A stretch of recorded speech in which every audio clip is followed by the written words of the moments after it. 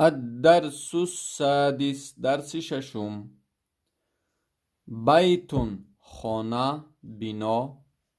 بیوتون، خانه ها یا که بناها. حجرتون، غرفه یا اینکه اتاق.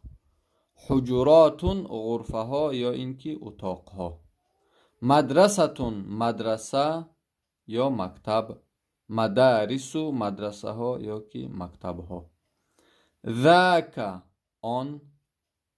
تلک، آن زن. اولئک، آنها. این، در کجا. هنا، در اینجا.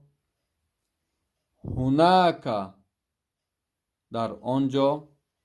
فی، در، یعنی در این، در آن. فی المدرستی، در مدرسه.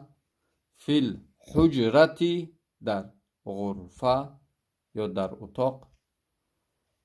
فصل، صنف. فصول، صنف ها. هذا بیت، این خانه است. هذه بیوت، اینها خانه ها هستند. هذه حجرة، این اتاق است.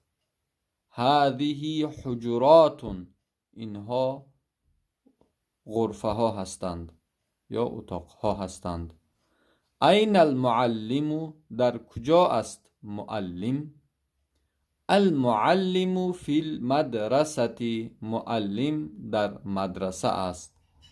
این التلمیذ، در کجا است طلبه.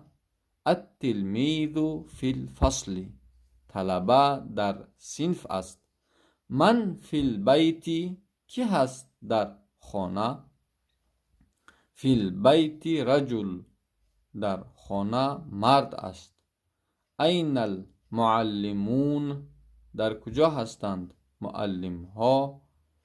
هم هناک فی المدرسة، آنها در آنجا در مدرسه هستند. این التلامذة، در کجا هستند طلبه ها.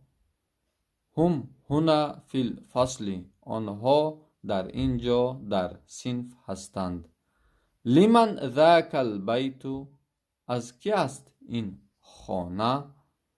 لذاک الرجل، از آن مرد است. لمن تلک الحجرة، از کی است این غرفه یا اتاق. لتلک المرأة، از آن زن است. اولئک الرجال معلمون، آن مردها معلم ها هستند. اولئک النساء معلمات، آن زنها معلمه ها هستند.